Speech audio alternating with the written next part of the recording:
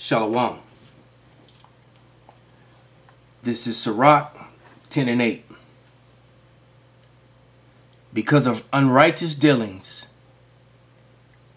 and injuries and riches got by deceit, the kingdom is translated from one people to another.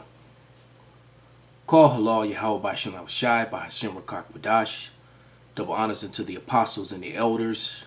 Salutations to all my fellow laborers that do this work in truth and sincerity, risking their lives and their freedom to do so now more so than ever. To the hopefully elect, the confusion of face, and the few akwaf that are listening and learning. To you I say Shalom. This is your brother Malcolm from the branch of GMS here in Chicago. And this video is called, What Do All These Regime Changes Have to Do? Or Salakia. What Do All These Regime Change Wars Have in Common? By Kim Iverson. I discovered her channel a couple days back and I've been watching. She's got a lot of really good information and really good videos. It just popped up in my feed, you know, because of the content that you watch, you know. That's one good thing about YouTube. It tries to the algorithm in the machine. It puts up something along the same category. So this is how I discovered this woman who, if I'm not mistaken, even though her last name is Iverson, I think she may be of Moabite descent. All right, there's definitely some bloodline mixtures which has confused her face, because I'm not sure if she's an Edomite or if she's Moab. But she claims Moabite or Asian descent. So, but nevertheless, let's let her information roll out, and I'm going to bring out some scriptures, and then I'm just going to let her finish out, because she's just basically going to tell on Esau. So I came across this article and I want to share it with you because it really does highlight exactly, it really connects the dots for all of the regime change wars that we've experienced since 2000. And I mean, once you... Might I add, the regime change wars since America's conception. All the wars of the 20th century were basically false wars that were all built and based upon lies. Everything is as clear as day. I mean, it's absolutely clear what is going on, and it all comes down to the petrodollar. And we will get into the petrodollar and why it's so important, and what would happen if it fully collapsed. I do want to get into that at a later time. Today I don't want to, but I do want to start connecting some of these regime change war dots.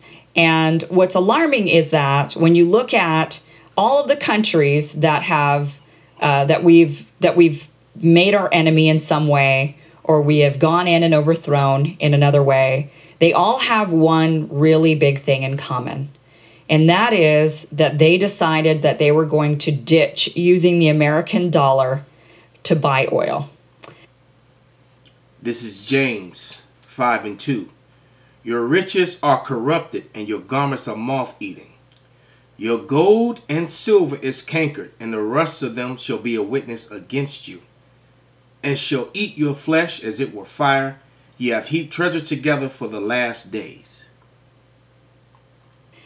So, this great article from Market Slant, and I'm putting the link down below for you to read for yourself. But let's just go over some of the things that they have laid out for us here. So they talk about, you know, back in the day, the U.S. was backed, the dollar was backed by gold, an actual pile of gold that was stored in Fort Knox.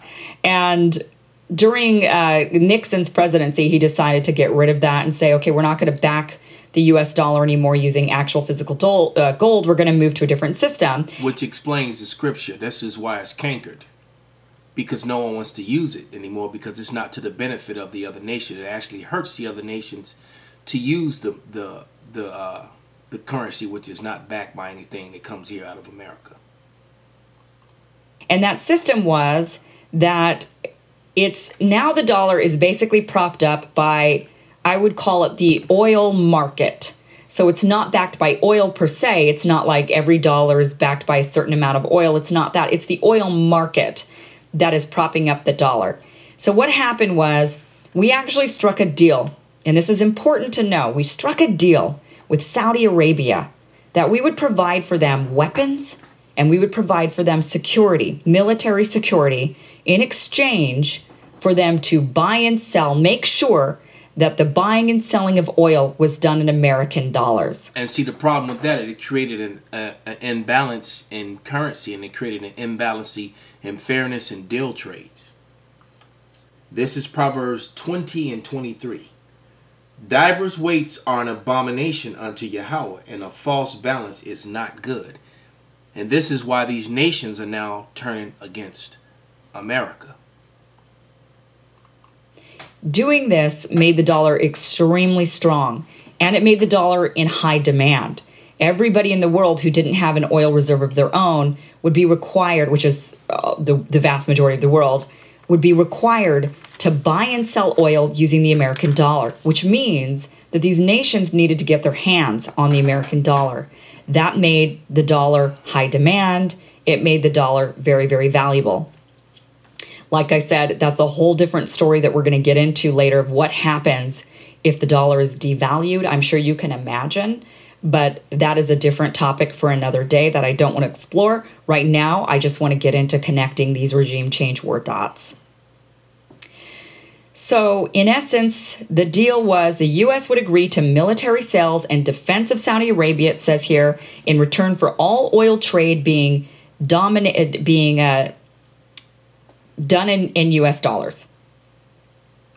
So, the relationship between oil and currency gives the dollar its value, and that is the essential thing to know.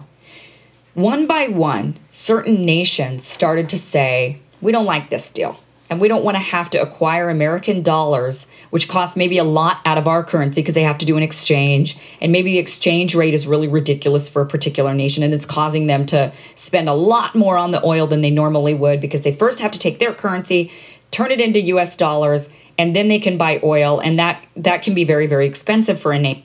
For a nation, as she was saying, and that's that imbalance. And this has caused the nations to rise up against.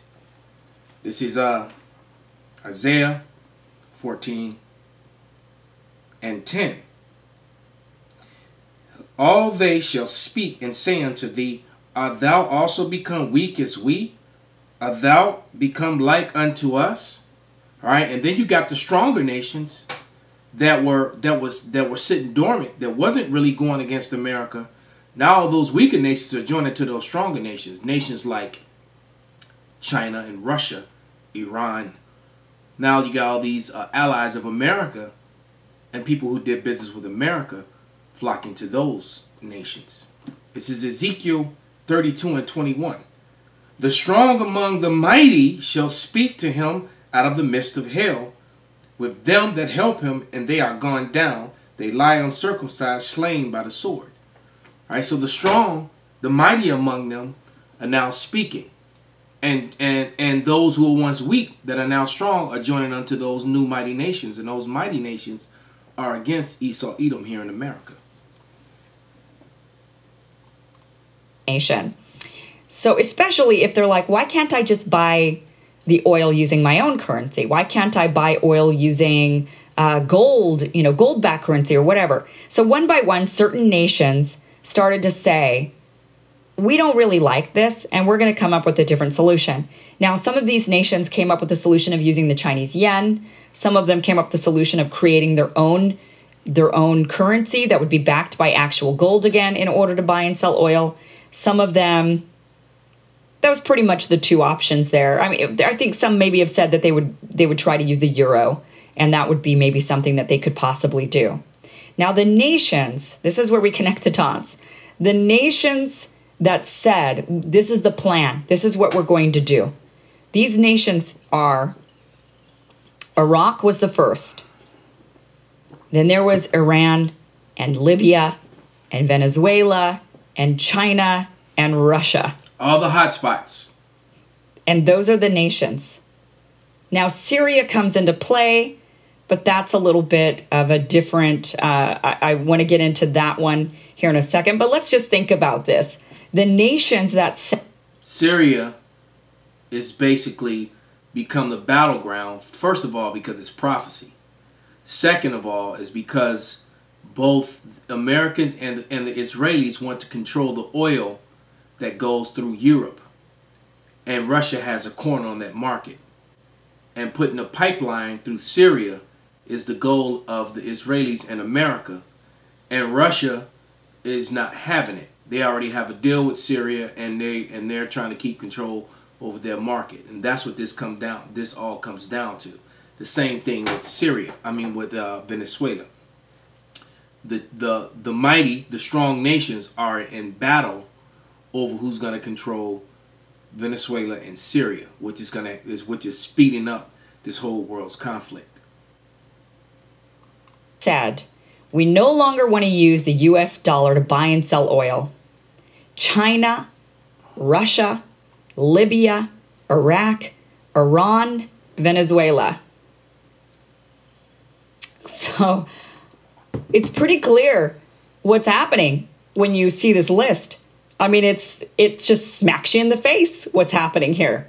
There are no other countries that I know of. Maybe there are some more, and you can comment down below or send me an email. Go to my website, KimIverson.com, and tell me about, I could be wrong, tell me some other nations that maybe decide that they were going to drop using the US dollar to buy and sell oil. But this is a pretty alarming list, especially when you think about the nations that we're considering to be our enemy or nations that we want to topple. We did topple Iraq and Libya. Look what we did to them. Iraq in 2000 said that they were no longer going to be using the US dollar. And look what happened to them. That was in 2000. 2000, Iraq says, we're not going to use the US dollar. After 9/11, the country that we decide to march into is Iraq, because we said that they had weapons of mass destruction. Why were we not going after Saudi Arabia when 9/11 was largely done by Saudis? What happened? That made no sense whatsoever. That would be like attacking England for something that the Irish did. It made no sense. This is Micah 2:1. Woe to them that devise iniquity and work evil upon their beds. With the morning is light, they practice it because it is in the power of their hand. They covet fields and take them by violence, houses and take them away. So they oppress a man and his house, even a man and his heritage. And they've oppressed the hell out of the Iraqis. Millions of Iraqis died in a war that was all based upon falsehoods and lies. So did Libyans. And what was the other one she mentioned? Now I'm forgetting it. But all it was the Libyans, the Iraqis. Yeah, the Libya and Iraq. Those two. Those two countries have been totally toppled, and now they're in Syria, and they're doing the same thing to Venezuela, as this video rolls. In there, so we go into Iraq. We say they've got weapons of mass destruction, and coincidentally, it was shortly after Iraq saying that they were going to drop the US dollar to buy and sell oil. That's coincidental. Why weren't we marching into Saudi Arabia, considering they were the ones who funneled the terrorists into our country to attack us? What's that about? And now we're claiming human rights abuses in Syria and Venezuela. And that's why we've got to go after Venezuela and Syria. And meanwhile, Saudi Arabia took a man and used a bone saw to hack him into pieces. And yet that's not a human rights violation? Because I don't remember a story of Maduro doing that. Do you? I don't have any stories of that. When I look up what human rights abuses Maduro has committed, I can't find anything. I really can't. And I've looked. Esau is a damn hypocrite and a liar, and they're exposed. All right? They're a liar and they're just exposed. They are the wicked. Job 9:24. The earth is given into the hands of the wicked thereof. Salaki, let me just read it instead of trying to quote it.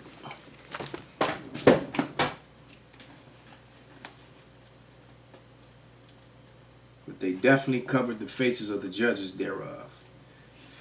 Job 9:24. The earth is given into the hands of the wicked. He covered the faces of the judges thereof. If not, where and who is he? Esau, Edom, is the wicked that the Bible speaks of. Call halal Yahweh B'Shem Abishai, B'Hashem B'Kwak Wadash, Wa Abba Babal.